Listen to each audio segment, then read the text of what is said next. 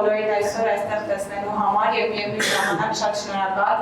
որ Կիրակի օրով ժամանակ եք տրամադրել մեզ ձեր առօրյա հոգսերից կտրվելով եւ եկել եք այստեղ մեզ լսելու համար։ Այսօրվա հանդիպման նպատակը Հանրապետություն կուսակցության նախընտրական ծրագրի ներկայացնում է։ Ցանկացած ծրագիր, լինի քաղաքական, տնտեսական, անձնական, աշխատանքային, պատասխանում է մի քանի կարևոր հարցերի, որոնցից երևի թե առանձնացնենք, որն է այդ ծրագրի նպատակը եւ ում համար է այդ ծրագիրը։ Երբ որ ծրագրի քննարկումները, մտորումները կուսակցությունում սկսվեցին, մենք հանգեցինք մի գաղափարի, որը հենց դարձավ մեր նախընտրական կարգախոսը։ Քեզ համար Հայաստան, քեզ համար, ու կարելի է ասել, որ նախընտրական կարգախոսից բխում էր մեր ծրագիրը եւ ծրագրից իր հերթին բխում էր մեր նախընտրական կարգախոսը։ Այս ծրագիրը ուղղված է Հայաստանի Հանրապետության համար, Հայաստանի Հանրապետության բարեկեցիկ ապագայի համար եւ այդ ապագան կերտողների համար, երեխաների համար։ Վազգեն Սարգսյանն ասում էր, ավելի լավ է մեկ մոմ վառել, քան հավերժ բողոքել խավարից։ Հանրապետություն կուսակցությունը իր ծրագրի միջոցով փորձում է վառել այդ մեկ մոմը եւ լիահույս է, որ այս ծրագրի միջոցով Հայաստանի Հանրապետության առջեւ կբացվեն մեծ դռներ։ Հանրապետություն կուսակցության նախընտրական ծրագիրը կոչվում է A5 եւ արդեն անունից պարզ է, որ բաղկացած է 5 այրից՝ անվտանգություն, արտադրություն եւ աշխատատեղեր, արժեքներ, արդարադատություն եւ ապագան որպես վերջին ան։ Այժմ խոսքը կփոխանցեմ Հանրապետություն կուսակցության քաղաքական խորհրդի նախագահ, ինչպես նաեւ Հանրապետություն կուսակցության նախընտրական ցուցակը գլխավորող Արամ Զավենի Սարգսյանին։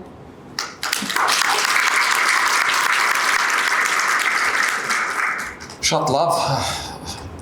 բարի հանգստյան օր, շնորհակալություն, որ ձեր հանգստյան օրը եկել եք մեր ծրագրին ծանոթանալու, ծրագրային դրույթները հիմնականում ամենաձանձրալի հատվածն է քաղաքական գործունեության, բայց կարծում եմ դա մեր ծրագրին չի վերաբերվում եւ ես կփորձեմ մաքսիմալ կարճ ներկայացնել այդ ծրագրի երկու գլուխները, անվտանգությունը եւ արտադրությունը աշխատատեղերը։ Այսօր Վաշինգտոնում տեղի ունեցած ահաբեկչական ակտը ցույց է տալիս, որ մեր աշխարհը շատ փխրուն է։ Աստված մի արասե, եթե այսօր Վաշինգտոնում նման ահաբեկչությունը ունենար արդյունք, ապա մենք կընկնեինք նոր տուրբուլենտության շրջանի մեջ, որտեղ այդ երկրում նորից ընտրություններ, իսկ դուք գիտեք, թե այդ երկրում ընտրությունների ժամանակ ինչ է տեղի ունենում մեր տարածաշրջանում։ Այսինքն այն փխրուն խաղաղությունը, ինչը որ կար, միանշանակ կարող էր փլուզվել։ Այսօրվա աշխարհը այդպիսին է, հետևաբար անվտանգությունը յուրաքանչյուր երկրի ու պետության համար դառնում է գերկարևոր, եթե չասեմ, որ ամենակարևոր հանգամանքը։ Նույնիսկ նման մեծ երկրի ու նման հզոր երկրի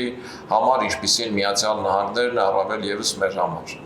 Ինչ պետք է անել, որ նման տուրբուլենտությունից հնարավորինս խուսափել եւ պաշտպանված լինել։ Առաջին հերթին այդ խնդիրը լուծելու համար մենք պիտի նայենք մեր անցած ճանապարհին ու այդ անցած ճանապարհից հետևություն անենք։ Արցախյան ազատամարտի առաջին փուլի ժամանակ մենք հաղթեցինք Ադրբեջանին, բայց մենք չկարողացանք այդ հաղթանակը պահել, որովհետև մենք պարտվեցինք տնտեսական դաշտում։ Մենք կորցրեցինք մեր հաղթանակը։ Հիմա մեր միակ հնարավորությունն է տնտեսական դաշտում հաղթել Ադրբեջանին։ Եվ տնտեսական դաշտում Ադրբեջանին հաղթելու համար մենք մեր առաջ պիտի դնենք ամբիցիոզ ծրագրեր, եւ ես համարում եմ, որ այն ծրագիրը, ինչը մենք այսօր ներկայացնելու ենք, դա շատ ամբիցիոզ ծրագիր է։ Մենք մեր առաջ դնում ենք խնդիր 10 տարում Հայաստանի բյուջեն տասնապատկել եւ հասցնել 80 միլիարդի։ Մեր այդ բազմաթիվ տնտեսագետներ կվիճեն, որ դա անհնարին է, բայց մենք եթե ուզում ենք, որ մեր երկրում դառնա խաղաղությունը հարատև, որ աշխարհի տարբեր ծայրերում փոփոխություն լինելու դեպքում մեր երկրում այդ փոփոխությունը լուրջ ազդեցություն չունենա, մենք պիտի հասնենք սրան։ Օրինակի համար ասեմ ձեզ, որ Իսրայելի բյուջեն 110-ից 120 միլիոն դոլար է, 80 միլիարդ դոլար է, 80 միլիարդ դոլարի պարագայում Հայաստանի հետ որևէ մեկը սպառնալիքներից չի խոսի, 80 միլիարդ դոլար բյուջեի պարագայում մենք ենք Ադրբեջանի հետ խոսելու անկլավներից, մենք ենք առաջ մղելու սահմանազատումը։ Մենք այս խնդիրը պիտի դնենք եւ այս խնդիրը պիտի կարողանանք լուծել, որով եւ հարգած կլինենք Արցախյան թե առաջին ազատամարտի, թե երկրորդ ազատամարտի զոհերի հիշատակը։ Ինչից սկսել։ Առաջի քայլը սկսելու համար պիտի սկսենք բանակից եւ սպառազինությունից։ Նախորդ պատերազմը ցույց տվեց, որ մեր սպառազինությունը իր էության մեջ 21-րդ դարի 5-րդ սերնդի սպառազինությանը չի համապատասխանում, հետևաբար մենք պիտի գնենք նոր սպառազինություն։ Իսկ ինչից սկսել, սկսել միանշանակ հակաօդային պաշտպանությունից, ու այստեղ հարց է առաջանում։ Որտեղից գնել այդ հակաօդային պաշտպանությունը եւ որ երկրի հակաօդային պաշտպանության սարքերն են, որոնք այսօր կարողանում են գոնե մինիմալ հնարավորություններ տալ հակառակորդին խոցելու իրենց թիրախները։ Այդ երկրներն են Միացյալ Նահանգները, Եվրոպան, այդ երկրների մեջ է մտնում նաև Իսրայելը, վերջին շրջանում այդ երկրների մեջ է մտել նաև Ուկրաինան,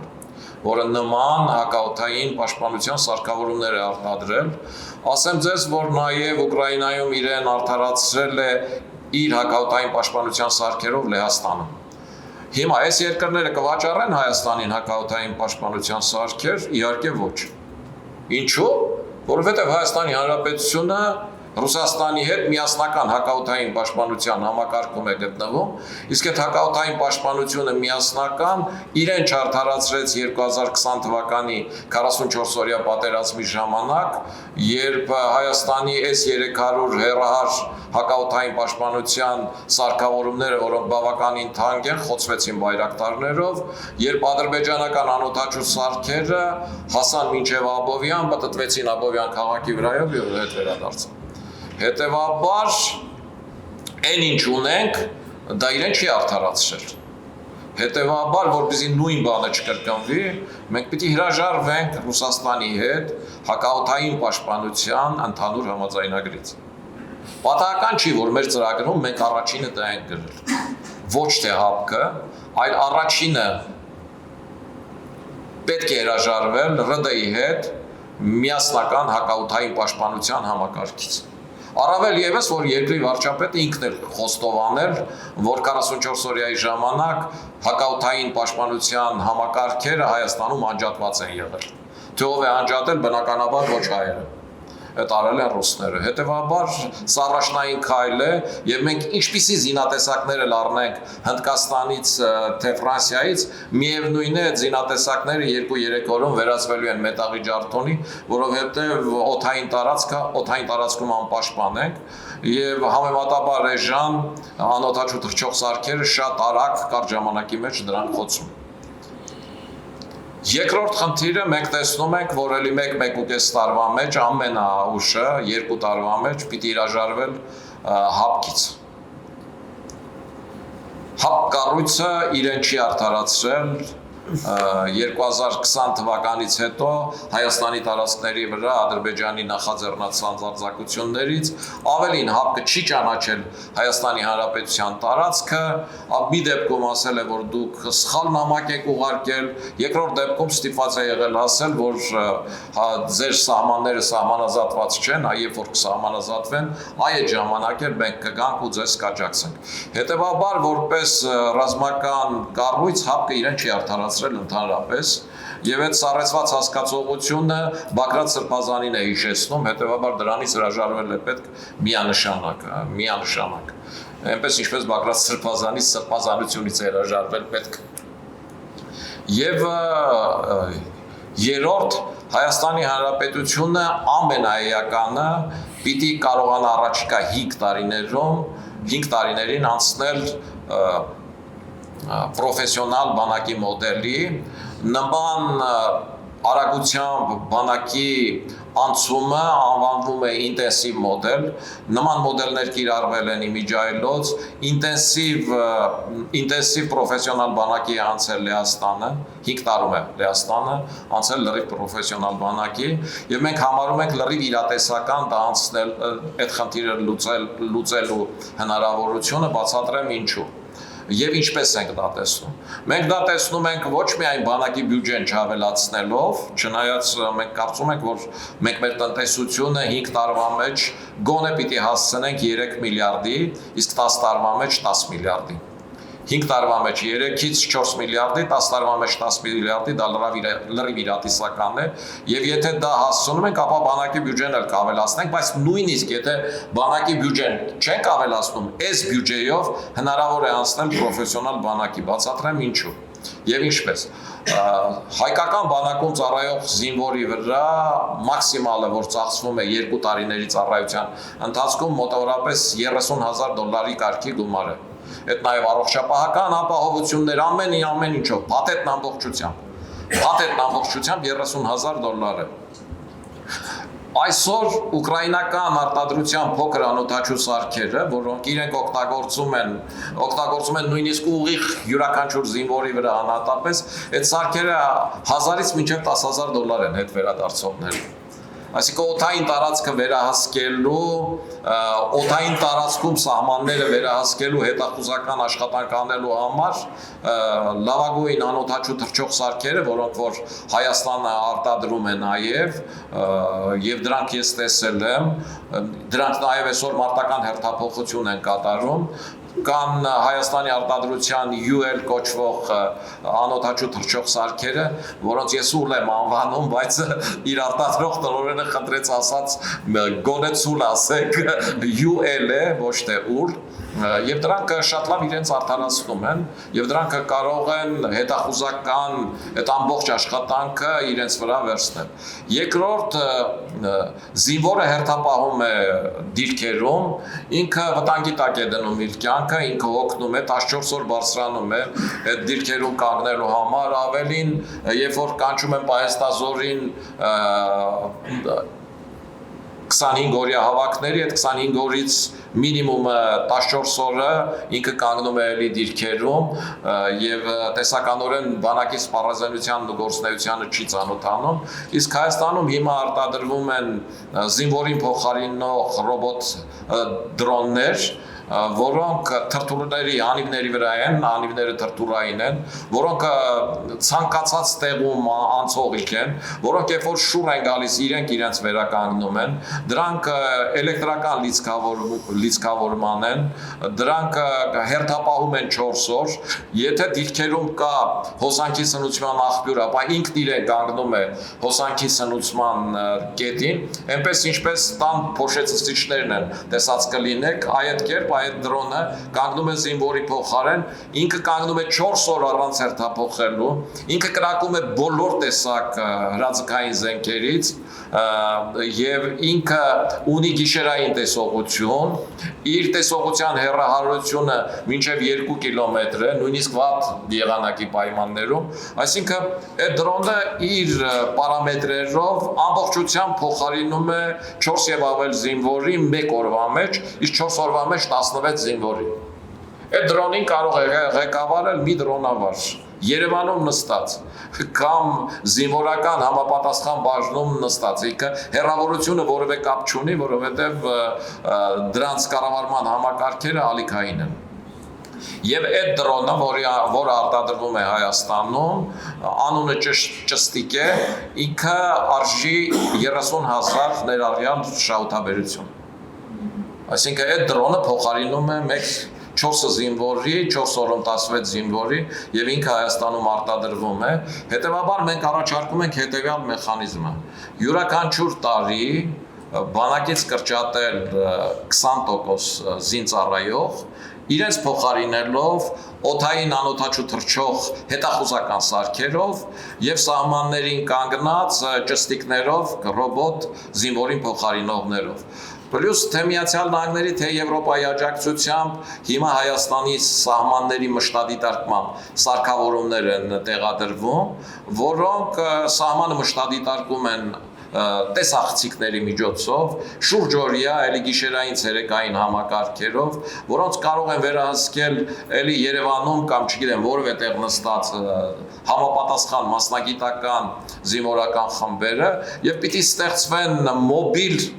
զինվորական ստորաբաժանումներ, որոնք ինչ որտեղ խախտումներ անելու դեպքում արագ թեթև մեքենաներով շատ արագ կհասնեն խախտման վայրը եւ այդ խախտման վայրում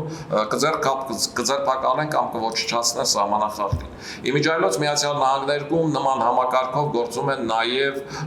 մաքսային ծառայությունները մոբիլ խմբերի միջոցով, այսինքն մեր բանակը կարող է 5 տարվա մեջ ամեն տարի 20% կրճատելով զինվորներին 5-րդ տարվա մեջ անցած լինի լրիվ պրոֆեսիոնալ բանակի առանց ծախսերն ավելացնելու եւ դրա փոխարեն ունենալով լավ սպառազինություն, որը չի զոհվում, որը եթե զոհվի, էլ ջանդամը զոհվի, նորը կդնենք մարդի կյանք չի եւ որոնք ղեկավարում են մարդիկ, որոնք շատ բարձր աշխատավարձ են ստանում, որոնք ապրում են իրենց տանը, իրենց ընտանիքների կողքին, գնում են աշխատանքի ինչպես մեզանից յուրաքանչյուրը, ուղղակի իրենց աշխատանքն է տեղում նստած մոնիտորների առաջ կառավարել այդ համապատասխան ռոբոտ զինվորին փոխարինող սարքերին կամ անօտաչու թռչող սարքերին, որոնք կվերահսկեն։ Մենք համարում ենք, որ այս մոդելը ամբողջությամբ աշխատող է եւ մենք գտնում ենք, որ այս մոդելին անցնել հնարավոր է։ Ասեմ ավելին, որ կարծում ենք նաեւ մեր այս մոդելը կարելի է համատեղել քաղաքացիական պայմանագիր կուսակցության առաջարկած այն մոդելի հետ, որ ծառայության ժամկետը կրճատվի, այսինքն մենք այս դեպքում կարող ենք ասել այսպես, որ յուրաքանչյուր 5 տարին մեկ, ասենք ծառայության ժամկետը կես տարով կրճատեն։ Հիմա իրանք կրճատել են 6 ամսով, հաջորդ տարի նորից 6 ամսով կրճատեն, հետո նորից 6 ամսով կրճատեն, 5-րդ տարին արդեն դառնա ուղղակի մշտական այն պայմանագրային զորակոչի հավաքման տարի։ Սա էլ տարբերակ է, որովհետև 20% կրճատելը ինչ-որ պարագայում որոշակի խմբերի կամ կոռուպցիայի խնդիր կարող է առաջանալ, որ խմբին է առաջինը 20% կրճատում։ Մի մասը կասի բուհերում սովորողներին, մի մասը կասի սպորտսմեններին, մի մասը կասի մշակութային գործիչներին, իսկ երբ որ ժամկետն է կրճատում, այս դեպքում հավասարազոր ժամկետը կրճատվում է բոլորի համար եւ մենք պատրաստ ենք այս մեր ծրագրի այս հատվածը համապատասխանեցնել, հարմարեցնել նաև քաղաքացիական պայմանագրի առաջարկին, բայց իրենք ժամկետ չեն նշում, թե ինչքան ժամանակում պիտի անցնեն պրոֆեսիոնալ բանակի, ես ասում եմ, որ մեր ծրագիրը ամբիցիոզ է եւ մենք միանշանակ ժամկետներ ենք նշում։ Եվ վերջինը ամենահիմնականը ուսրանով ամփոփեմ անվտանգության բաժինը, որ ցանկացած պետություն անվտանգային դաշինքներ է ձևավորում իր անվտանգությունը ապահովելու համար եւ ասելով, որ ՀԱՊԿ-ը եւ Ռուսաստանի հետ ուղիղ ստորագրված փաստաթղթերը մեր անվտանգությունը չապահովեցին եւ դրանք փոխարինել է պետք, մենք գտնում ենք, որ Հայաստանը կարող է ուղիղ անվտանգային դաշինքներ ունենալ Միացյալ Նահանգների հետ եւ ուղիղ անվտանգային դաշինքներ կարող է ունենալ մեր բարեկամ Ֆրանսիայի հետ։ Սրա համար մեզ ուղղակի պետք է ՀԱՊԿ-ից դուրս գալը, իսկ մնացած հանգամանքները, որ այս երկու երկրներն էլ Հայաստանի հետ ուղիղ անվտանգային դաշինքի կգան, դա ակնհայտ է, դա ապացուցելու կարիք չկա,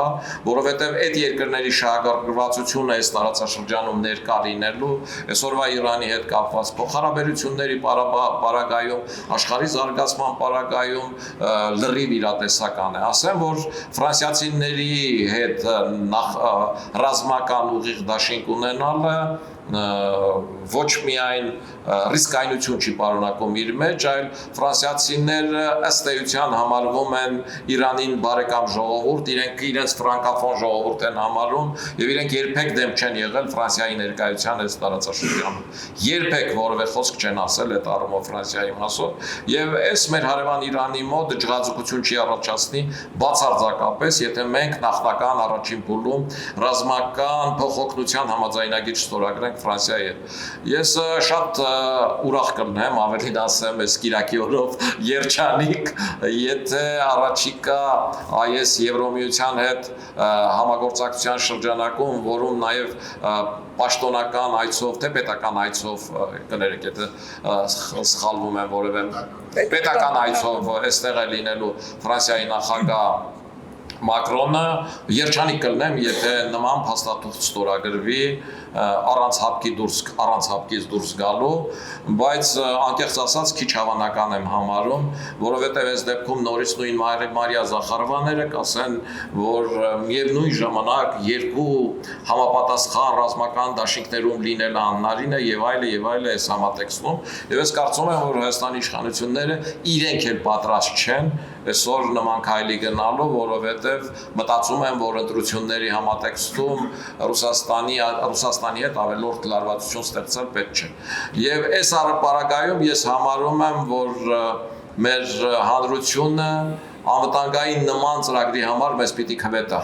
Մեզ պիտի քվետա, որ մենք ազգային ժողովում փոխարինենք չաշխատող, ոչինչ չանող, միայն իշխանափոխությունից խոսող ընդդիմությանը,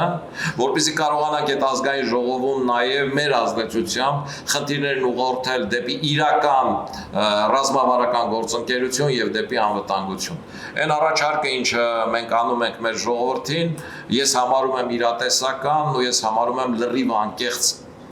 լրիվ անկեղծ մեր երկրի ու պետության շահերից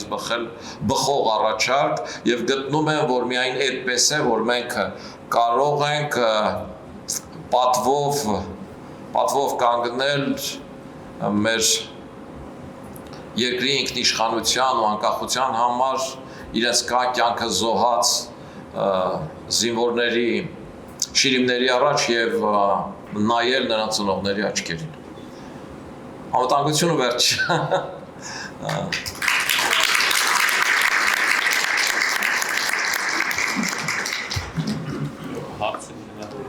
Երկրորդ Ենթադրում եմ հաղորդություն աշխատանքների ներկայացնի պարոն Սարգսյանը, նոր անցնենք հարցերի հատվածին։ Հա, երևի այդպես ավելի էֆեկտիվ կլինի։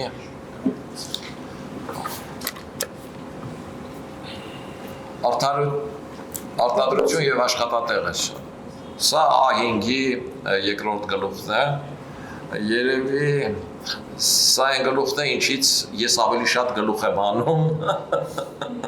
որովհետև եթե ռազմական գործը իմ մասնագիտությունը չի ու դրա նրբությունները համապատասխան մասնագետները պիտի գնահատեն, որոնց հետ իհարկե մենք խորհրդակցել ենք մեր ծրագիրը կազմելուց,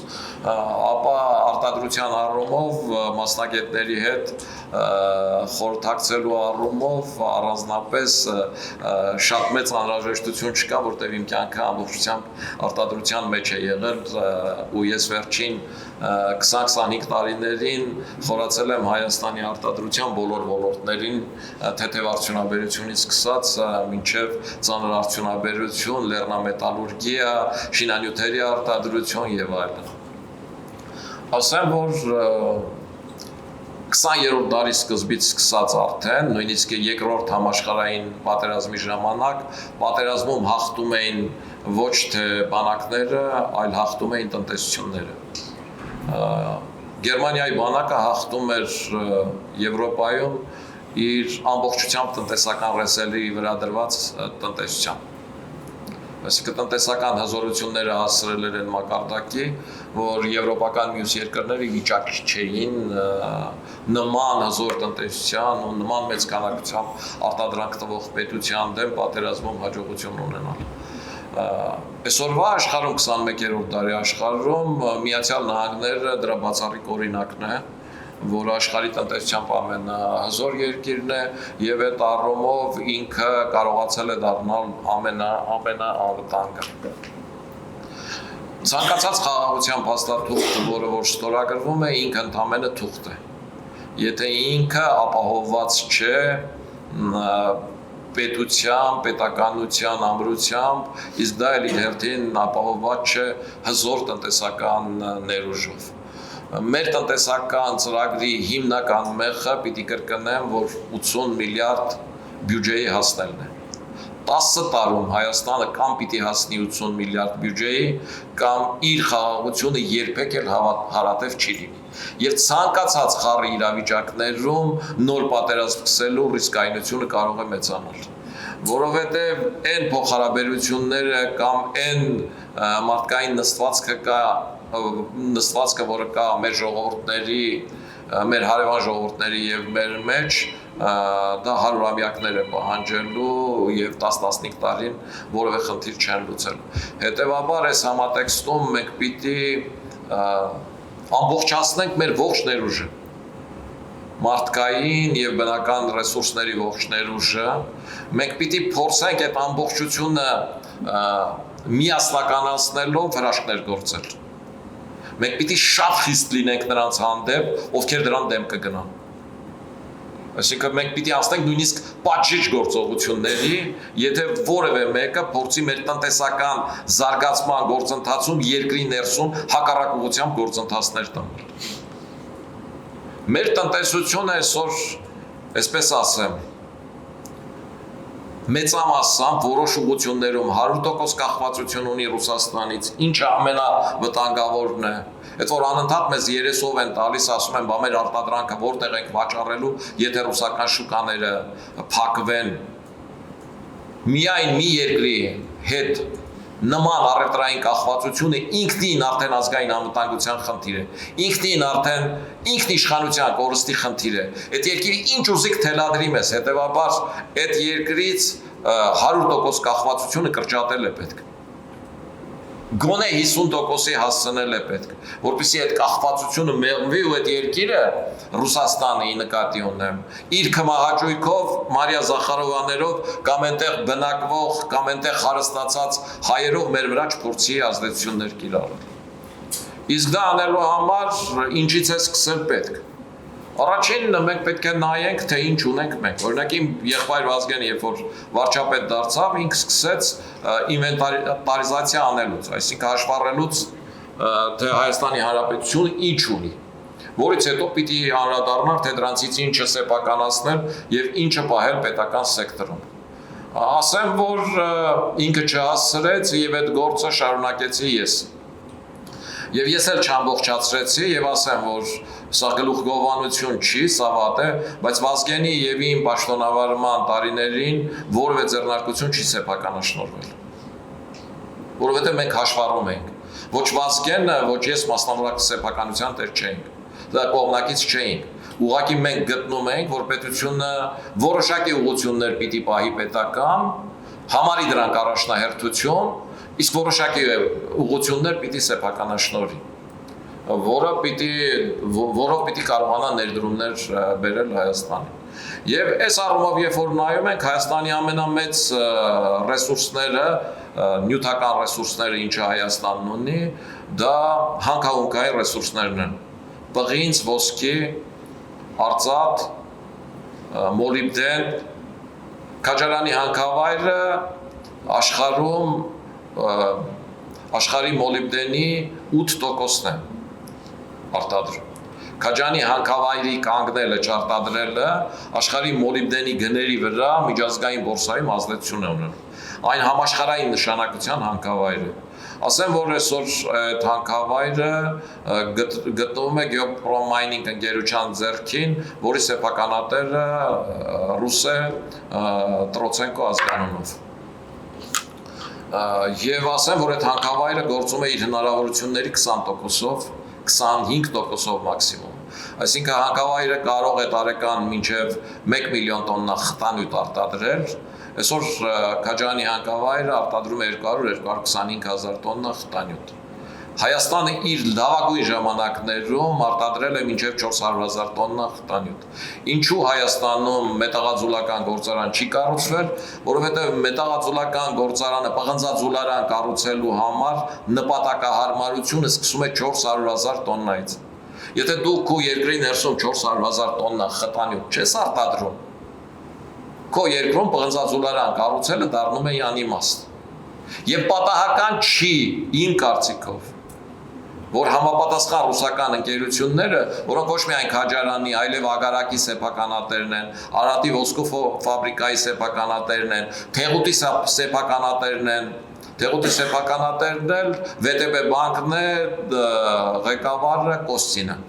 էլի ռուս, ու էլի ամբողջությամբ ռուսական։ Չեն մեծացրել, որպեսզի պղնձաձոլարան չկառուցեն, որտեղ պղնձաձոլարանի պարագայում նախ իրենք պիտի ներդրում անեին, որի փողը չունեն։ Երկրորդ Հայաստանը կտրուկ կհարստանար։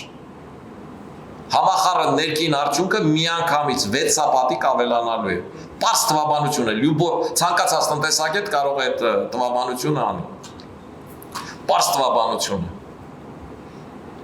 Ուղղակի մարդիկ չեն ուզեցել, չեն ցանկացել փող դնել Հայաստանում, շահագործել են Հայաստանում եղածը ամբողջությամբ ինչը հնարավոր է,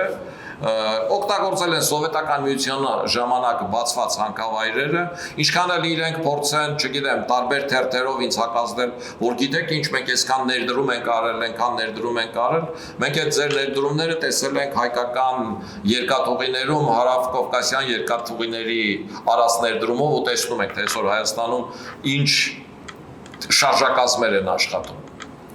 Հետևաբար այս համատեքստում հանքարդյունաբերությունը, մեր երկրում հանքարդյունաբերությունը, մենք գտնում ենք, որ այդ հանքարդյունաբերությունը պիտի դառնա լեռնամետալուրգիա։ Այսինքն մենք պիտի Հայաստանում ունենանք մետաղաձուլական, տղնձաձուլական գործարան եւ պիտի Հայաստանում ստանանք մաքուր պղինձ։ Եվ խնդիրը նրանում է, որ մենք տեսնում ենք, որ այդ մաքուր պղինձը ոչ թե պիտի որպես պղնձի ձուլակտոր վաճառենք դրսում, այլ մենք այդ պղնձից պիտի ստանանք խողովակներ, կաբել, ինչպես ժամանակին ստացել ենք Գավառի կաբելի ֆաբրիկայում, Երևան գործարանում, Երևանի կաբելի գործարանում, իսկ դրանք մեր շահույթները կրկնապատկելու, եռապատկելու են։ Այսօր նաև կարելի է ստանալ պղնձի խողովակներ, որոնք օգտագործվում են օդորակիչների մեջ, սառնարանների մեջ, արևային այդ վահանակների մեջ, սովորական մարդու համար ասեմ, որ պղնձի ձուլակտորից պղնձի խողովակ ստանալու սարքավորումը մոտավորապես $100,000 կարգի է։ Եվ ցանկացած երիտասարդ կարող է այդ ռիսկայնությունը վերցնի իր վրա, վարկ վերցնի ու այդ խողովակներն արտադրի։ Այսինքն ինքը կարող է մասնավոր սեկտորին, նոր սկսող բիզնեսին, միջին բիզնես դառնալու այնպիսի հնարավորություններ բացել, որ շատ կարճ ժամանակում շատ երիտասարդներ բուհն ավարտելուց հետո 1-2 տարում դառնան միլիոնատեր։ Հետևաբար ես գտնում եմ, որ ու ինչպես նախորդ ընտրությունների ժամանակ եմ ասել ու արդեն ասում եմ 20 տարի, Հայաստանն ունի 45 մետալուրգիական հանքավայր, այդ հանքավայրերից աշխատում են 4-5-ը, պիտի աշխատեն բոլորը։ Մենք պիտի համապատասխանեցնենք մեր օրենսդրությունը այն չափանիշներին, որը ունեն նման արտադրություն ունեցող երկրների հարկային օրենքները եւ դրանով հնարավորություն տանք, որ Հայաստանում այդ ուղղությունը դառնա առաջնային, որ այդտեղ ներդրում անելը լինի շահավետ եւ այդ բոլոր ուղղություններն աշխատեն։ Ասեմ ձեզ, որ նման հաշվարկներ արված կան, ուսումնասիրվել է 10 երկրի հարկային օրենսդրություն մետաղական հանքավայրերի առումով եւ այդ հաշվարկները, որը պատվիրել է Լեռնամետալուրգիայի ակադեմիան, արժի մոտավորապես $3 միլիոն, որը ես ներկայացրել եմ Հայաստանի Հանրապետության վարչապետին, ում խնդրանքով նաեւ դա ներկայացրել եմ փոխվարչապետին, այնպես որ Հայաստանի Հանրապետության կառավարությունում թղթով հիմնավորված նման հարկային քաղաքականության անցնելու խնդիրը կա։ Ինչու չեն անցնում, որովհետեւ այստեղ էլի կախվածությունը ռուսական սեկտորից, ռուսական սեփականատերերի, չգիտեմ, ջղաձուկությունը չավելացնելու, քաղաքական առումով Ռուսաստանի կողմից լրացուցիչ ճնշումների չգնալու եւ այս ամեն ինչի համատեքստում է եւ այստեղ է էլի, որ մեր ներկայություն ազգային ժողովում դառնում է գերկարևոր, Տիկին Ադամյանի ասած ծույլիկ ընդդիմադիրների ներկայության փոխարեն, որոնք ոչինչ չեն անում այդ ազգային ժողովում, բացի պահանջելուց, որ Այս իշխանությունը պիտի հրաժարական տա։ Երկրորդ խնդիրը, երկրորդ ռեսուրսը բնական ինչը մենք ունենք այդ ջրային ռեսուրսներն են, այս մասին բազմաթիվ անգամներ եմ խոսել, այս մասին շատ լուրջ գիտնականներ կան, որոնք գրքեր ունեն գրված Հայաստանի ջրային ռեսուրսների կառավարում վերնագրով, 2 հատորյակ կա եւ կան մարդիկ, որոնք Հայաստանի Հանրապետությունում ցանկացած վտակ, նույնիսկ ցանկացած առու ճանաչում են։ Այս ոլորտը Հայաստանում լավ ուսումնասիրված է, բայց մենք գարնանը 2-ից 7-4 միլիարդ փափկահամ, անձրևի եւ զնհալի ջուր ունենալով հանդերձ, մենք այդ ջրերը բաց ենք թողնում, գնում է լցվում է Քուռու հարաքս, դրանք էլ գնում են Ադրբեջան։ Ադրբեջանը Մինգիչաուրում ջրամբար է կառուցել, որը գրեթե Սևանի տարողությամբ ջուր է պարունակում, եւ այդ ջրամբարով իր Լենքորանի հարթավայրը լի ոռոգում է, իսկ մեր գյուղացին հունիս ամսին արդեն վերջին ոռոգման ջրի խնդիր է ունենում։ Հայաստանի Հանրապետությունում պետք է կառուցվեն ջրամբարներ, դրանք ըստ հաշվարկների, որպեսզի մենք կարողանանք 5 միլիարդ խորանարդ ջուր ամբարել, պիտի լինեն 14-ը։ Նման առաջարկություն արել է անգլիական մի ընկերություն, պաշտոնական, էլի այս ընկերության առաջարկը ես ներկայացրել եմ իշխանությանը, այստեղ ամբողջ խնդիրը կախված է վերջնական ջրամբարի հետ, որի հիմնական ջրի վաճառքը, որը պիտի կատարվի Արաքսի վրայից է եւ Իրանի հետ սահմանի հետ է կապված, բայց ամեն դեպքում գոնե 13-ը կարելի է կառուցել ջուրը ամբարելու առումով, Իրանի մասով սպասել մինչև խնդիրների լուծմանը։ Հայաստանի Հանրապետության գյուղատնտեսությանը 2.3-ից 2.5 միլիարդ խորանարդ մետր ջուրը լի է։ Եթե մենք 5 միլիարդ խորանարդ մետր ջուրը կարողանանք ամբարել, մենք կարող ենք 3 միլիարդ, ասենք, օգտագործենք մեզ մի բան էլ ավելցուկով ու առանց խնամքի, իսկ մյուս 2 միլիարդը որպես ոռոգման ջուր վաճառել մեր հարևաններին, հենց կոնկրետ Իրանին։ Եվ իսկ այդ վաճառելու ամենահարմար ու հնարավոր տեղը Արաքս գետի վրայից է, այդտեղ է հիմնական խնդիրը վերջին շրջանում կանգնել, այդ խնդիրը կանգնել է նաև Սերժ Սարգսյանի պաշտոնավարման ժամանակ 13 թվականին, երբ ինքը իր նախընտրական ծրագրում գրում էր Արաքս գետի վրա հիդրոէլեկտրոկայան, դե գիտեք, ցանկացած հիդրոէլեկտրոկայան նաև ջրամբար է, որը հետո տուրբին է ոռոգում, ասեմ, որ ջրամբարները իրենց հետ բերելու են նաև ձկնաբուծական եւ գյուղատնտեսական կոլեկտիվ տնտեսությունների, ասեմ, որ Եվրոպայում հիմնականում Ալպերից զնհալի ջուրը շշալցվում է, բոլորից ծանոթ է ֆրանսիական ջրերը, Սան Պիլիգրենը, իսպանական եւ այլը, ու այսպես շարունակ, այսինքն իրենք դա ոռոգման չեն վաճառում։ Իրենք դա որպես խմելու քաղցրահամ ջուր եւ շատ տաք խմելու ջուր են վաճառում, այս առումով էլ Հայաստանի շուկան շատ մեծ է։ Ձեզ ասեմ, որ ասենք որպես օրինակ Սաուդյան Արաբիան, երբ որ պետություն է դարձել, ինքը ունեցել է 6 ջրհոր եւ ունեցել է 6 միլիոն բնակչություն։ Այդ 6 միլիոն բնակչությունը այդ 6 ջրհորը լի բավարարել է, երբեմն նաև քչություն է արել երաշտարիներին։ Հիմա Սաուդյան Արաբիայում 36 միլիոն մարդ է ապրում չհաշված տուրիստները։ Եվ իրենք ջրի ահռելի խնդիր ունեն, խմելու ջրի ահռելի խնդիր ունեն, իրենք մեզ շատ մոտ են եւ մենք կարող ենք եւ իրենք էլ պատրաստ են Հայաստանում, եթե մենք այդ ջրերը ամբարենք, այդ ջրերը այստեղ ֆիլտրեն, ոչ թե տանեն իրենց մոտ ֆիլտրեն, այստեղ ֆիլտրեն, ստանան մաքուր ջուր, շշալցում իրենց երկրում կանեն, թե այստեղ կանեն, այդ խնդրի երկրորդ կողմն է, կարևորը, որ մենք խմելու ջուր կվաճառենք։ Բայց այստեղ այդ ջուրը իրենք կֆիլտրեն, այն մաքուրը կստանան, կտեղափոխեն իրենց երկիր ու այդ կօգտագործեն։ Այսինքն ջրային ռեսուրսները Հայաստանի բյուջեն բազմապատկելու 2 միլիարդ խորանարդ մետր ջուրը Հայաստանի բյուջեն բազմապատկելու շատ լուրջ հնարավորություն է տալիս։ Երրորդ հիմնական խնդիրը, որի վրա ուզում եմ սևեռվել, դա նոր տեխնոլոգիաներն են։ Ես վերջերս եղա պետական համալսարանում ներկայացվող NVIDIA-ի ներդրումների սխեմային ու ընդհանրապես արհեստական ինտելեկտի հետ կապված այդ լսումներին եւ հավատացնում եմ ձեզ, որ մենք առնվազն 10 տարի հետ ենք։ Բայց ես տեսա հայ մասնագետներ, որոնք աշխարհի զարգացման տեմպերից 10 տարի առաջ։ Հայ մասնագետներ, ովքեր բանախոսներ էին, Իրենք են այսօր աշխարհն ինչ ունի, իրենք դրանից 10 տարի առաջ են։ Երիտասարդներ, որոնք այնտեղ ինձ մոտենում էին, որոնք ծրագրեր էին մշակել, ասենք 10-11 հոգյանոց խումբ ունեցող երիտասարդը արդեն միջազգային ընկերություն է, որը մեթոդներ է մշակել ազգային ժողովի աշխատանքի ինտենսիվությունը հաշվարկելու, հիմի եթե այդ երիտասարդը լսում է ինձ, խոստումս կատարեցի, որը մեթոդ է մշակել եւ աշխարհի բազմաթիվ երկրներ իր այդ մեթոդից օգտվում են, իսկ մենք ոչ։ Հետաքրքիր էր նաև ես մի քիչ ուսումնասիրեցի Հայաստանում պարզվում է ամենաակտիվ պատգամավորը Սերգեյ Դանելյանն է, Վայքեցի, որը ամենաքիչ բացականներն է ունեցել, ամենաշատ հարցերն է տվել, այս մեքենան է արդեն որոշում։ Արհեստական ինտելեկտով մշակել են մեխանիզմներ ազգային ժողովի աշխատելու։ Մենք առաջարկում ենք, որ Հայաստանի պետական կառավարման համակարգը, ես բազմաթիվ անգամներ ասել եմ, անցնի թվային կառավարման։ Էստոնիան թվային կառավարման անցնելուց հետո 1 տարվա մեջ 1 միլիարդ 200 միլիոն դոլարի խնայողություն է ունեցել։ Պետական կառավարման համակարգի խնայողություն անցնելու միջոցով։ Եվ դարձել է աշխարհում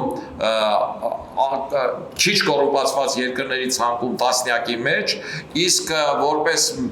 մեխանիզացված, որովհետև երբ որ թվայնացված էր, չինովնիկ չկա, կոռուպցիա չկա։ Եվ ավտոմատացված երկրների մեջ 30-ի մեջ է մտել։ Նույն մեթոդը իրենք առաջարկում են նաև Հայաստանի Հանրապետության համար։ Էվիդիա այստեղ գալով մենք նոր դռներ ենք բացում Հայաստանի համար, որը աննախադեպ հնարավորություններ է բերել։ Ես ես ասեմ, որ 2020 թվականին Nvidia-ն ունեցել է 200 միլիարդ բյուջե, 2025 թվականին իր բյուջեն եղել է 5 տրիլիոն։ Դուք պատկերացնում եք ինչ տվեր է, 25 անգամ ավել։ 5 տարում մի ընկերությունը 25 անգամ բազմապատկել է իր բյուջեն։ Իսկ մեր տնտեսագետներն ասում են, արդյոք Հայաստանը կարող է 10 տարում իր բյուջեն տասնապատկել, ինչի չի կարող։ Մենք հաշմանդամ ենք, ինչ ենք, թողներ են ինձ հաշմանդամները։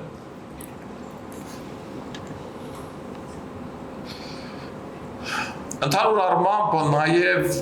թրիպի հետ ստորագրած այս փաստաթղթերը, որոնք երկկողմանի ստորագրվեցին, ճանապարհների ապաշրջապակումը, գազամուղները, Հայաստանի սահմանների բացումը եւ ամենաէականը, որ առաջին կետում գրվեց, դա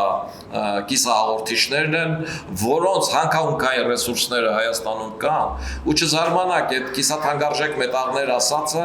այդ 10-12 դասի քիմիական էլեմենտները։ Դրանցից ամենաթանկը 3-ն է։ Այդ 3-ը ինչքան էլ զարմանալի լինի, Հայաստանի բոլոր հանքերում ամենատարածվածն են եւ այդ 12 էլեմենտից 80%-ը Հայաստանում գտնվող այդ 3 ամենաթանկն են։ Ես որ ասում եմ Աստված մեզ չի նեղացրել, այդ որ Ադրբեջանը նավթ ունի, մեզ էլ ինչ-որ բան տվել է այս քարերի մեջ, պատահական չեմ ասում, այդ իսկապես այդպես է, Աստված ընդհանրապես ոչ մեկի չի նեղացրել։ Հիշում եք այն ֆիզիկոս Խոնկիկ կար, որ նստած էր սալյակի վրա, աշխարհի ամենախելոք մարդն է, խոսել չէր կարողանում, քայլել չէր կարողանում, ինքնուրույն շարժվել չէր կարողանում, բայց ֆիզիկայի ոլորտում, չգիտեմ, լարային տեսություն էր հորինել, որը աշխարհի ֆիզիկները մինչև այսօր գլուխ են կոտրում հասկանալու համար, թե դա ինչ էր, այսինքն աշխարհը Աստված այդ մարդու եթե ինչ-որ մի բանից զրկել էր, մյուսը բացել էր, մի դուր բացել էր։ Մեր համար էլ բազմաթիվ դռներ կա բացած Հայաստանի տնտեսության ոլորտում, ամբողջ խնդիրը նրանում է, մենք կարողանալու ենք այդ դռներից օգտվել, թե չենք կարողանալու այդ դռներից օգտվել։ Մենք ուզում ենք այդ դռներից օգտվել, թե մենք մտածում ենք մեր լոլիկը ուր պիտի ծախենք։ Ու եթե անընդհատ այդ լոլիկ ծախելու դրամաբանությամբ ենք զբաղվելու, այս երկրի բանակը երբեք էլ սպառազինված չի լինելու ավելի լավ քան Ադրբեջանինը, այս երկիրը երբեք էլ ավելի հզոր չի լինելու քան Ադրբեջանինը, որտեղ ադրբեջանցիները հայտնի են շատ լավ լոլիկ աճեցնելով։ Մեր Արարատի շրջանում լոլիկ աճեցնողները սովետական միության տարիներին ադրբեջանցիներն են։ Եվ մենք շուկայում միայն իրանցից ենք լոլիկ գնում, որտեղ իրենք այդ շատ լավ են անում։ Մերը լոլիկը չի։ Մերը Nvidia-ն է։ Մեր ուղին ոչ թե Ղրիմի, Աբխազիայի կամ Օսետիայի տարբերակն է։ Մեր ուղին Գերմանիայի ու Ճապոնիայի տարբերակներն են, որոնք պատերազմում պարտվելուց հետո իրենց հաղթող երկրից բազմապատիվ անգամ ավելի հարուստ դարձան ու ավելի հարգարժան։ Հետևաբար տնտեսության զարգացման մեր ուղիները սա են, ես պիտի ասեմ, որ նաև հիմա Միացյալ Նահանգները իսկապես արդեն որոշում է կայացրել եւ Աֆրիկայի, նաև Ասիայի բազմաթիվ իր գործարաններ փորձում է տեղափոխել Միացյալ Նահանգներ, իսկ այդ գործարանները, որոնք արտադրական գործարաններ են, Թրամփի վարչակազմը աջակցում է եւ զրոյական հարկեր է կիրառելու նրանց համար, որ իրենք գան Միացյալ Նահանգներում արտադրությունը սկսեն, իսկ այն արտադրությունները, որոնք որ հավաքման են, այդ արտադրությունները կարող են գալ Հայաստան։ Այնպես որ ես որ ժամանակին ասում եմ, որ Հայաստանում iPhone են հավաքելու կամ HP համակարգիչներ, այդ հնարավորությունը կա, դա իսկապես կանացի աշխատատեղեր են Հայաստանի համար 1600-ից մինչև $2000 աշխատավարձով։ Ես այս ցանկի մեջ կարող եմ ավելացնել նաև Հայաստանի աղիանքի հնարավորությունները նատրիումի իոնի վրա ակումուլյատորներ հավաքելու այդ հնարավորությունը, որը էլեկտրոմոբիլների հետագայում նաև աշխարհի զարգացման, ասենք ընդհանուր համատեքստում էներգիայի կուտակման համար, որպես կուտակիչներ ամենաառաջնային ոլորտներից է, եւ մեր աղի հանքի այդ աղը եւ մյուսը Տիբեթի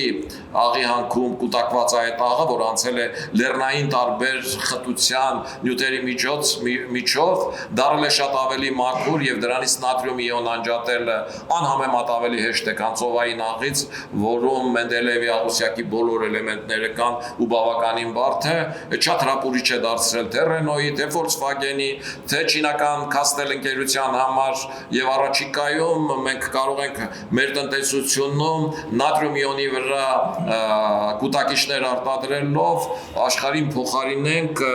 ադրբեջանական նավթին, որովհետեւ եթե նախկինում մեքենաները լիցքավորվում էին բենզինով, հիմա մեքենաները լիցքավորվելու են էլեկտրոէներգիայով եւ այդ կուտակիչները դառնում են երկարևոր եւ այս ուղղությամբ աշխատանք կա անելու,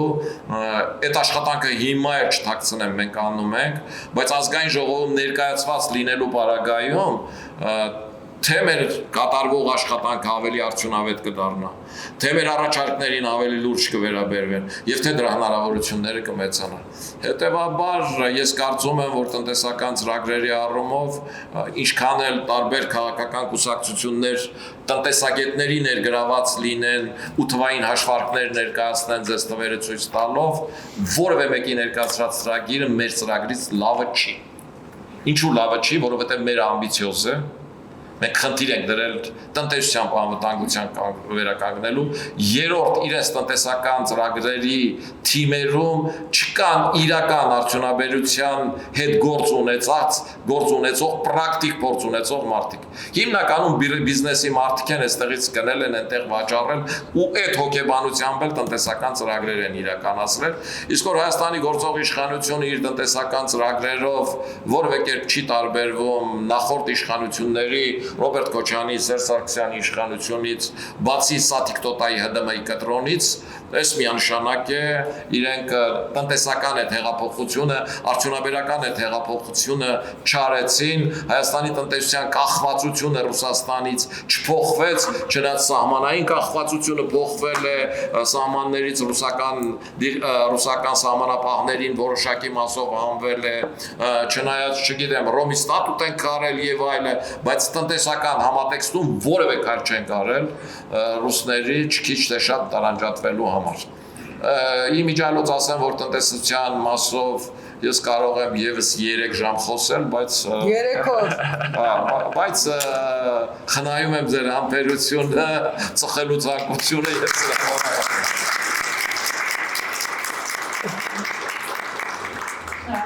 Պարոն Սարգսյան, Ռոբերտյան հարցեր։ Պարոն Սարգսյան, ինչպիսի հարաբերություններ եք պատկերացնում Ռուսաստանի Դաշնության հետ։ Ես գտնում եմ, որ Ռուսաստանի Դաշնության հետ կապերը ամբողջությամբ խզել ոչ միայն չի կարելի, այլև դա կարող է դառնալ շատ վտանգավոր։ Ընդհանրապես համարում եմ, որ որևէ երկրի հետ չպետք է լինեն կապերը այնքան, որը վերածվի կախվածության, այնպես ինչպես այսօր Ռուսաստանի հետ ունենք, բայց Ռուսաստանը տարածաշրջանային երկիր է, մեր հարևան պետությունների հետ փոխկապակցված հարաբերություններ ունի եւ մենք չենք կարող զերծ լինել այդ հարաբերություններից։ Ես մշտապես կողմնակից եմ եղել Ռուսաստանի հետ ուղիղ եւ ազնիվ փոխհարաբերությունների, եթե ուզում ենք, որ այդ հարաբերությունները լինեն գործընկերային, ոչ թե իրար հակադրվող, այսինքն ոչ թե այդ հանդիպումների ժամանակ թվեր ասենք, թե մեր տնտեսությունը այսքան աճել է, որ մեր առևտրաշրջանառությունը մեծացել է, որ մեր համագործակցությունը պատմական է եւ դարավոր, այլ մենք ասենք, թե ինչ թերություններ կան այդ համագործակցության մեջ եւ որտեղ ենք մենք թերացել, որ ինչ մթնոլորտ կա մեր ժողովուրդների մեջ փոխադարձաբար իրար նկատմամբ, եթե մենք ուզում ենք այդ երկրների հետ, այդ երկրի հետ նորմալ հարաբերություններ ունենալ։ Ես օրինակ իմ պատգամավորության շրջանում Ելդաշինքի իմ գործընկերները կհաստատեն, որ երբ որ այցելել ենք Պետական դումա եւ ֆեդերացիայի պալատ, երկու տեղում էլ այդ հարցը բարձրացրել եմ, մարդիկ շատերը շատ ավելի ընկալումով էին մոտենում եւ շատ ավելի շատ հարցեր էին տալիս, թե այդ խնդիրները, բարդությունները լուծելու համար ինչ է անել պետք։ Միանշանակ է, որ այս փուլում Ռուսաստանի ու մեր Հայաստանի Հանրապետության շահերը չեն համակնում, որտեղ Ռուսաստանը այս փուլում գոնե 2026 թվականի ընտրություններում հակված է Հայաստանում ունենալ այնպիսի իշխանություն, ինչպիսին մինիմումը Վրաստանում է։ Պատահական չի, որ ուժեղ Հայաստանը ամեն ինչում օրինակ է բերում Վրաստանի մոդելը։ Այսինքն իրենք ուզում են ունենալ Իվանիշվիլիի փոխարեն Սամվել Կարապետյան, որը մանումենտի իր տանը նստած ղեկավարի իշխանությունը, բայց իրականում ինքը ոչ վարչապետ կլինի, ոչ էլ, չգիտեմ, պատգամավոր։ Այս մոդելը Ռուսաստանը ամեն ինչ անելու է, որպեսզի կարողանա իրագործել եւ մեր կուսակցությունը այդ առումով իր ունեցած ողջ ներուժով հակադրվելու է այդ մոդելին, հանրային ընկալման մեջ այդ կդիտարկվի որպես հակառուսություն, բայց ես բացարձակ հակառուս չեմ, մեր թիմը բացարձակ հակառուս չէ, մենք հակված ենք Ռուսաստանի հետ աշխատելու, հակված ենք նաև Ռուսաստանի տնտեսության եւ մեր տնտեսության այն ոլորտներում, որտեղ համագործակցությունը նորմալ է, արդյունավետությունը բարձրացնելու, լրացուցիչ հնարավորություններ ընձեռնելու, այս համատեքստում, եթե կա խնդիրների լուծման հնարավորություն, որտեղ իրենք պատրաստ են ներդրում անել, այդ պիտի բացատրել, ցույց տալ իրենց շահը, թող անեն ներդրում։ Իսկ եթե չեն անում, պիտի բարի լինեն, դուրս գալ այդ ոլորտից եւ այդ ոլորտը զիջել մեզ, որովհետեւ այդ կախվածությունը կոնկրետ երկաթգծի պարագայում ինչ այսօր ունենք, այն ինչ որ մնացել է Ռոբերտ Քոչյանի ժառանգություն, որ անգամ Նիկոլ Փաշինյանն առաջարկում է, ասում է թող գա երրորդ երկիր առնի մեր երկրի այդ կոնսեսիոն պայմանավորվածությունը, այս անթույլատրելի հարաբերություններ են տնտեսության մեջ։ Ընդհանրապես ես կարծում եմ, որ վարչապետը նման առաջարկ չպետք է աներ, եթե տեսնում է, որ, չգիտեմ, իրենց օրենքները խախտելու առումով դատական մեթոդներով չի կարող հետ վերցնել երկաթգծի կառավարումը, կամ դա քաղաքական լարվածություն կառաջացնի, պիտի ասեր, որ ձեզ մինչև 2038 թվականը ենթադրենք ձեր հիմնական ժամկետը, որ պնդում եք, չնայած իրականում 28 թվականն է, այնտեղ խուճուճ բառեր են գրած։ Այդ ժամկետի ընթացքում դուք ինչքան շահույթ պիտի ունենայիք, եկեք հաշվենք այդ շահույթը, 100 միլիոն է, 120 միլիոն է, որ շահույթ պիտի ունենայիք դոլարով, մենք այդ շահույթը վճարում ենք, գնացեք։ Այս դեպքում իրենք ոչ մի բան չէին կարող ասել, ոչ մի բան, ինչ պիտի ասեին։ Մեր սեփականությունն է տվել ենք կառավարման, մինչև 2038 թիվը 100 միլիոն, 200 միլիոն շահույթ պիտի ունենայիք, վերցրեք ձեր շահույթը, հաջողություն ձեզ։ Մենք հիմի այս երկաթգծի վրա որպես սեփականություն 24% պահում ենք, 76-ը վաճառում ենք Միացյալ Նահանգներին։ Իրենք չեն կարող այդ դեպքում որևէ բան անել։ Այստեղ քաղաքական կամք է պետք, որ նման քայլերի դիմես։ Այ գործող իշխանությունը այդ քաղաքական կամքը չի դրսևորում, իսկ մեր ազգային ժողովում լինելու պարագայում այդ կամքին հակադրվելը բարդ է դառնալու, որտեղ մենք ԱԺ-ամբիոնից այդ բարձրաձայնելու ենք, մենք օրենսդրական նախագծեր ենք ներկայացնելու նման խնդիրները լուծելու առումով։ Եվ դա իշխանության նաև նման քայլեր անելու խնդիրն է հեշտացնելու։ Միանշանակ հեշտացնելու չէ։ Նույն վիճակն է նաև տեսեք Եվրամիության հետ կապված խնդիրներում։ Եթե մենք ազգային ժողովում ներկայացված ենք լինում, այսինքն մեր ժողովուրդը մեզ քվե է տալիս։ Եվրամիության հանրույթը եւ քաղաքական հանրույթը եւ արևմուտքը տեսնում է, որ իրենց տեսակետները Հայաստանում տեղ է գտել, որ Հայաստանում արդեն կան քաղաքական ուժեր, որոնք անցնում են ազգային ժողով, որոնք ազգային ժողովում ներկայացված են եւ իրենք որպես ուղենիշ ամբողջությամբ վերցրել են Եվրամիությունը։ Այդ դեպքում ազատ վիզային ռեժիմի անցնելու խնդիրը կրկնակի արագանալու է։ Մենք ուզում ենք, որ այդ բացվի։ Մենք ուզում ենք աշխարհի առաջ ազատ դռներ ունենանք ու այդ հնարավորությունը բացվի։ Իհարկե ուզում ենք։ Հետևաբար այս խնդիրն էլ լուծման առումով կարող է Ռուսաստանին դուրս չգալ, Մարիա Զախարովաները կարող են այդ թեմայով խոսել, մեզ էլի կարող են հակառուս համարել, բայց մենք գործում ենք մեր պետության շահերից, այնպես ինչպես Ռուսաստանը փորձում է գործել միմիայն իր պետության շահերից առանց գործընկերություն հաշվի առնելու։ Սարգսյան, հարց վերաբերում է անվտանգության կետին, մեր հապկից դուրս գալու պարագայում ինչպիսի բացասական ու դրական կողմեր եք տեսնում ապագայում։ Ինձ թվում է, որ այն բնական ռիսկային կողմերը, ինչը որ ներկայացվում են խորհրդարանում ներկայացված ընդդիմադիր ուժերի կամ ռուսական ուղեցրում գտնվող ընդդիմադիր ուժերի կողմից խիստ չափազանցված են եւ դրանք միայն ռոպագանդիստական երանգ ունեն։ Խոսքը վերաբերվում է, որ գազը կփակեն, լարսը կփակեն, ընդհանրապես առևտրաշրջանառությունը կփոքրանա։ Նախ ասեմ, որ Ռուսաստանի տնտեսությունը ծայրահեղ ծանր իրավիճակում է։ Ես Ռուսաստանի որոշ լուրջ տնտեսագետների, նաև նախկին վարչապետներից մեկի հետ ընդհանուր կապեր ունեմ եւ մենք երբեմն իրար գրվելու տեսակետ կիսվելու հնարավորություն ունենում ենք։ Եվ ես ավելի մեծ ռիսկ եմ տեսնում, որ Ռուսաստանի տնտեսությունը փլուզվելու է ու մենք մնալու ենք կոտրած տաշտակի առաջ։ Այնպես ինչպես մենք ամենավերջինը հրաժարվեցինք ռուբլու գոտուց դուրս գալուց,